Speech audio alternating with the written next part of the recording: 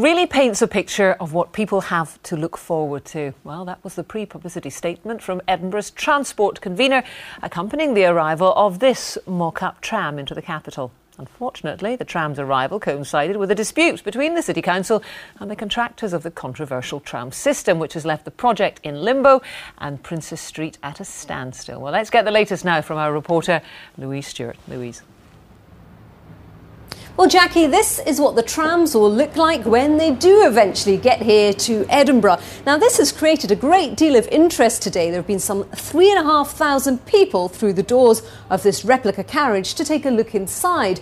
But tonight, the entire tram project is still in deadlock as the contractors and the body that's responsible for bringing the trams to Edinburgh, TIE, have failed to resolve the dispute. Usually bustling with traffic, the main thoroughfare in Edinburgh is currently a construction site.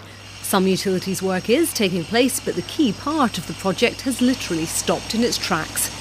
No actual tram lines are being laid here because of a dispute over money. Contractors are demanding an additional £50 to £80 million from the organisation responsible for the tram project.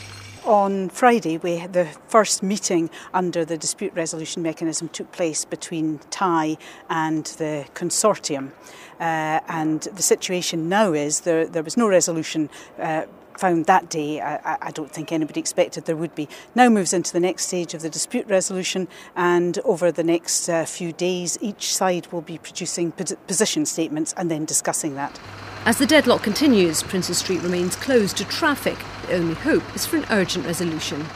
The tram saga is bearing all the hallmarks of the Holyrood project, millions of pounds over cost and undue delays.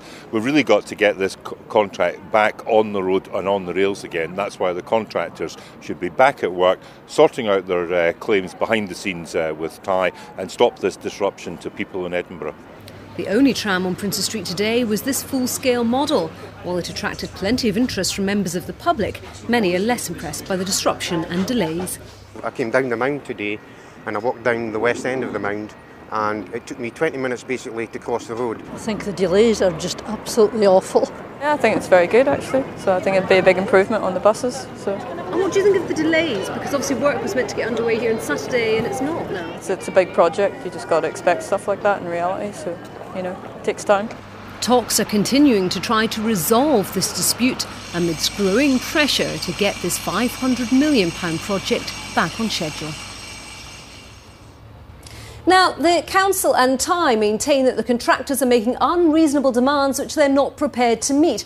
But there's absolutely no doubt that all of this will be having a knock-on effect, and it's being warned that the whole timetable could slip by as much as 12 months unless this dispute is resolved quickly.